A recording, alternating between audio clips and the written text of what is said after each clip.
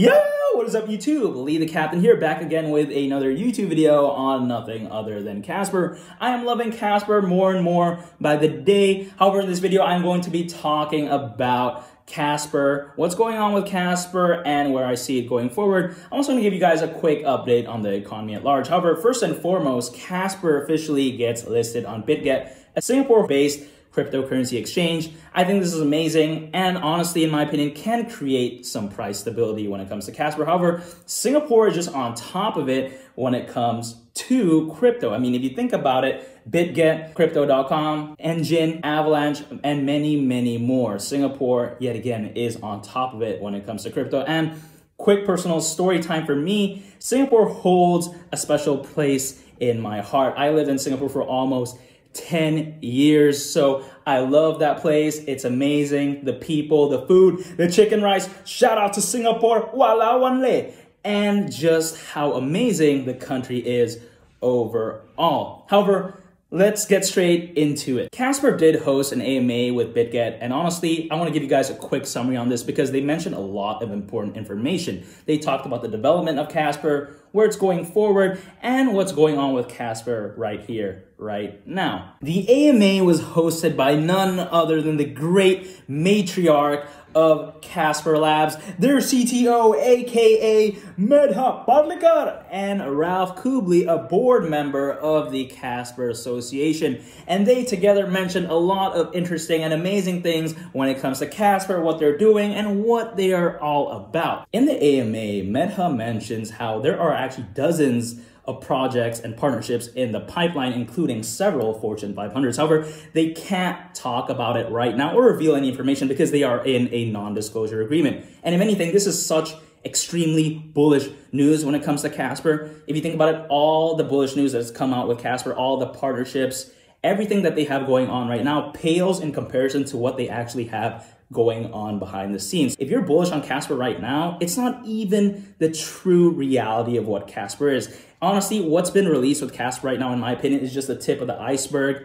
There is much, much more actually going on with Casper. We just don't know about it. If anything, this honestly shows how amazing this project is and how the team keeps building and building and building. They are not giving up. A lot of these projects during a bear market, they disappear, they don't update their community, and they just stop building overall. They don't see the long term. Casper and its team believe in it long term. We have a strong community, and ultimately speaking, we are built for the future and primed for enterprise adoption. They also asked Medha an excellent question. They say, you've spoken about Casper being an enterprise-grade blockchain. Can you explain a little more about what you mean and give some examples of enterprises who are building on the chain? And much like Medha, I agree, it's an excellent question.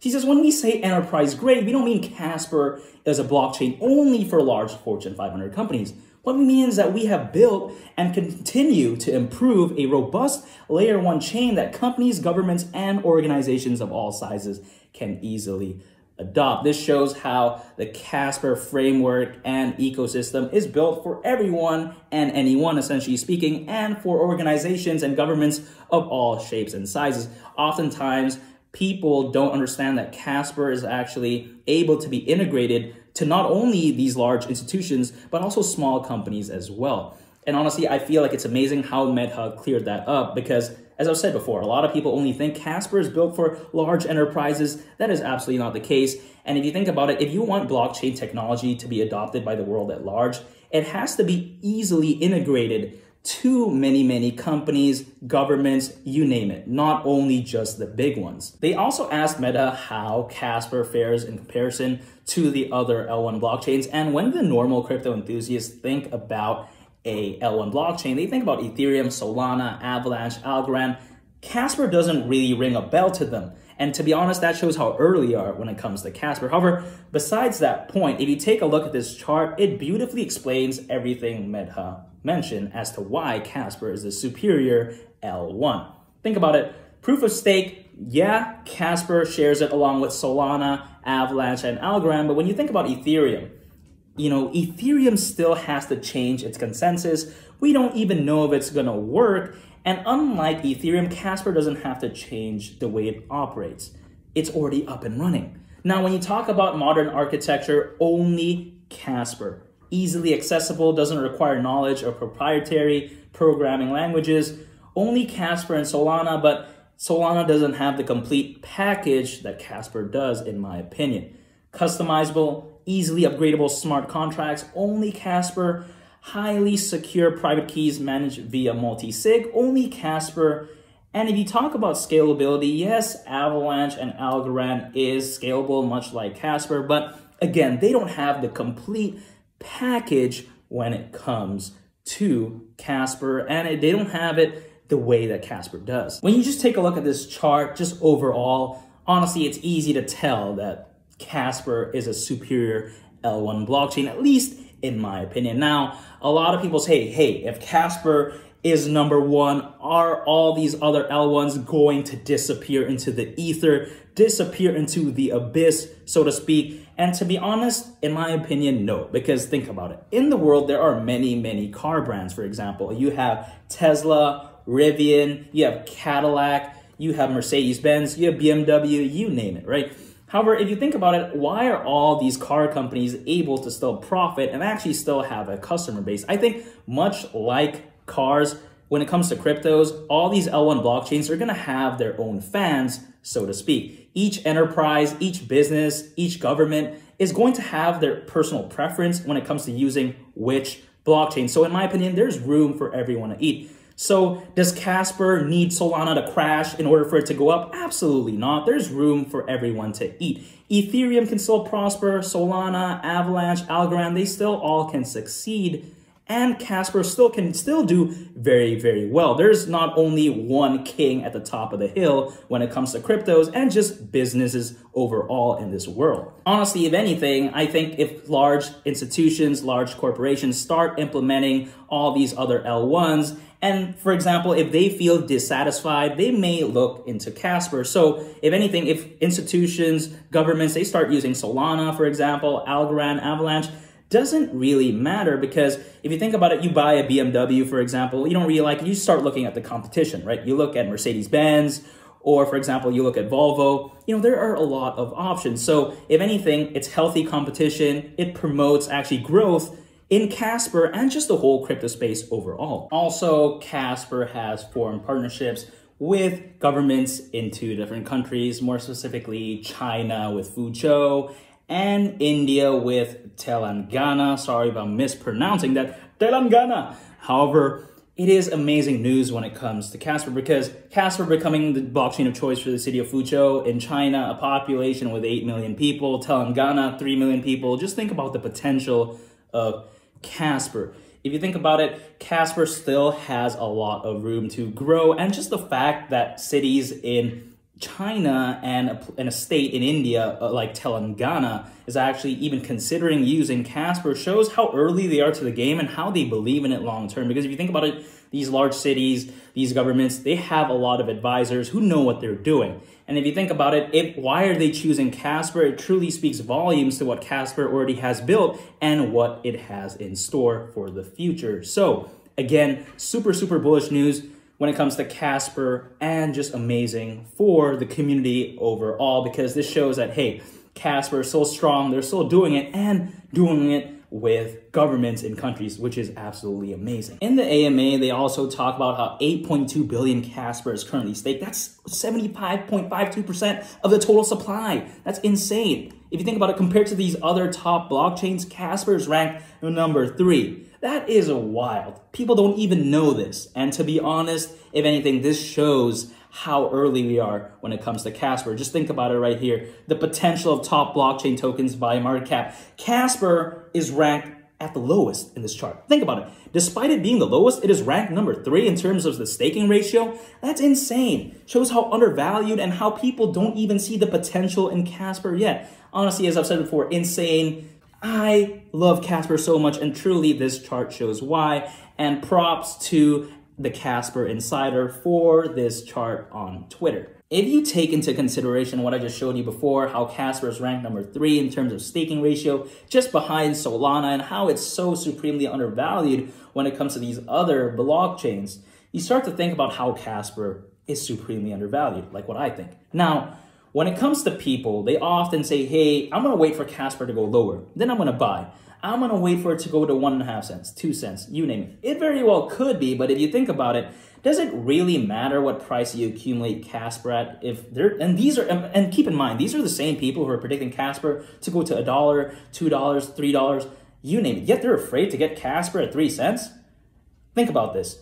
When it comes to Bitcoin, at least in retrospect, you really think people cared what price they got Bitcoin at, be it $50 or even $1? Doesn't matter. Bitcoin right now above 23,000 and one point above 68K. You really think it really mattered what price they accumulated Bitcoin at? Doesn't really matter. If anything, even $100, even $1,000 right now seems like a discount price to Bitcoin, right? Crazy. You would never ever think Bitcoin at 1,000.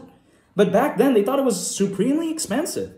Just think about it. Those people who just sit on the sidelines, don't buy, they try to time the market. And believe me, I've been part of that. You just end up missing on the run. And if you try to time the market, get wrecked, essentially. And that's just personally speaking, for my opinion. When you take at the news, right, US officially enters a recession, a technical recession, which in my opinion was induced by the Fed. However, when it comes to just the recession news, people were predicting Bitcoin going to 10, 12K when this news comes out. Well, it very well could be, but in my opinion, didn't really actually affect the market. You look at stocks, you look at cryptos, they're actually holding up pretty strong. People were thinking there was just going to be a doomsday where everything was just blowing up the wazoo. Absolutely not the case. Bitcoin above 23,000, not really a big deal. And if you think about it, this recession doesn't really feel like a recession. If you just take a look at the technical definition of a recession, as you can see right here, 2 consecutive quarters of negative GDP growth, doesn't sound as bad as what people think.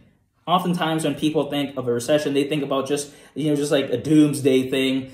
Just absolutely not the case. And if you just think about it technically speaking, yeah, we are in a recession, but doesn't really feel like one. If you think about 2008, that housing crisis, yeah, it really did feel like a recession. Even though I was pretty young at that moment, still felt like a recession. However, at this exact moment, doesn't really feel like it. If you think about it, unemployment numbers still pretty good. Jobs are still, companies, right, still struggling to get people to actually work for them. The economy is actually still pretty strong. Now, if you think that is why I honestly don't think this is such a big deal. And I think people realize that. They realize, hey, we're not in that even bad of an economy. Why are we in a recession? It's induced by the Fed, as I mentioned before, at least in my opinion. And I think people understand, hey, we actually know better. What's wrong with cryptos? What's wrong with stocks? Really nothing. Nothing fundamentally changed. If anything, most of these companies, most of these crypto projects are bigger, better, and stronger than ever. So they're realizing, hey, why aren't we accumulating? Why are we listening to just this news? It's FUD, essentially. I think people are getting smarter and smarter, and they realize that, hey, when it comes to the news, when it comes to FUD, they've started to realize that it doesn't really matter when you think about it in the long term. Short term, yeah, those day traders, those leverage traders, those technical analysis traders. This is why I always say, you try to do that, it works until it doesn't, right? Essentially speaking, you can't predict stuff like this, and you can't predict change in people's behavior when it comes to technical analysis, which is why I think people are getting smarter and smarter. They understand, hey, the economy always bounces back bigger and stronger than ever. You just think about the history, you think about world wars, you think about famines in the past. The world always just comes back bigger and better and stronger than ever, and I think people ultimately understand that now. When it comes to investing, at least personally for me, I'm not saying go all in, right? Because believe me, personally, I've tried doing that. I've also tried trying to time top or bottom. I've tried day trading. I've tried intraday trading. I've tried swing trading. I've tried playing with leverage. Every single time I've tried to do that, I got wrecked. What did I find that was most effective, at least personally for me? It is dollar cost averaging. You remove all that nonsense, all that anxiety, all that guessing. You remove all that and you just buy on a set schedule. Personally for me, whenever I can just afford my favorite cryptocurrencies, including Casper, I just keep buying it. I don't really care if the price is high or low because I honestly feel that we haven't even truly seen the top and true potential of cryptocurrencies. And if anything, that is how you stay in the game of crypto long term. If you just dollar cost average, the price dips, you can buy, the price goes up, you can still stay in the game. Rather than going all in or playing with leverage, you get wrecked. What happens? Demotivated, angry, leave the game of crypto. Now crypto goes up. Now what happens? Now you're even more angry, more demotivated. And trust me, I've been part of that. I've sold when it was down, oh my, because I went all in. Now it goes back up. Now I'm regretting trying to FOMO in buying. Honestly, I have learned from those experiences, which is why I honestly realized that, hey, only dollar cost averaging truly works. I've studied the greats like Warren Buffett, realized that, hey, truly, honestly speaking, the best strategy is just dollar cost average. Historically speaking, when you take a look at the price of Bitcoin compared to the US dollar, because let's face it, right? At least in the medium to short term, the price of Bitcoin is going to greatly determine the price of Casper. And when you take a look at this chart, just historically speaking, every time the dollar loses its strength, it always pumps up the price of Bitcoin. However, as it gains strength, the price of Bitcoin drops, as we can see going on right now. The dollar hasn't been this strong since 2002, which is absolutely insane. And in my opinion, just shows that, hey, could we potentially be seeing one of the most massive runs when it comes to Bitcoin? Potentially, in my opinion. And just take a look at this chart again. Look at this Bitcoin logarithmic growth curve. We have never ever seen the price of Bitcoin dip this far below this bottom yellow line. Insane. The only time it's ever even dipped below that yellow line was during that COVID 2020 crash. Could we potentially be seeing one of the most massive runs in crypto history? I honestly think so. And if anything, I honestly think we are much closer to a bottom than we are top. When exactly is that bottom? I honestly have no idea. But just if you look at this chart, we can gauge and have a general understanding that, hey, actually Bitcoin is holding pretty strong despite all this, and how oversold we are just in general. If you think about it, historically speaking, no one has ever held this much of Bitcoin in their wallet in history. There's more holders of Bitcoin now than ever in history, which is absolutely insane. More and more people believe in not only Bitcoin, but just the whole crypto space in general. Just the fact that the whole crypto market cap is above $1 trillion not only shows the strength in Bitcoin, but also these other altcoins. It shows that people actually believe in crypto long term, and they don't really care that they're down in their investment, at least for the most part, because in my opinion, as long as, technically, right, as long as you don't sell it, it's unrealized loss. It's only realized loss if you sell at a loss. So I think a lot of people realize that, and more people are just more knowledgeable when it comes to investing in general. I feel like nowadays they understand about dollar cost averaging. When you take into account overall the recession, geopolitical factors, all the economic uncertainty, cryptos are actually still holding relatively strong. However, personally speaking, much like Bitcoin, I think Casper is extremely oversold, which is why I honestly am accumulating more and more Casper. In my opinion, Casper, as of right now, is bigger, better, and stronger than ever before. Strong community, strong use case, and strong fundamentals. And if anything, this bear market truly shows how strong Casper is. They're not giving up. They're still building, and they are here to stay. They understand that this is the long game. They understand that they are here for the long term and here for the future. And as I mentioned before, the world always fires back bigger, better, and stronger than ever, despite famines, despite world wars, despite recessions, despite everything that has gone on in the history of this world. We always fire back better and stronger than ever before. And that is just historically speaking. And that's been it for today's video. Hopefully you guys enjoyed the video, and make sure you like and subscribe. I would greatly appreciate it. And it's been Lee the Captain, and I'll catch you guys on the next one. I'm out. Peace. Bye.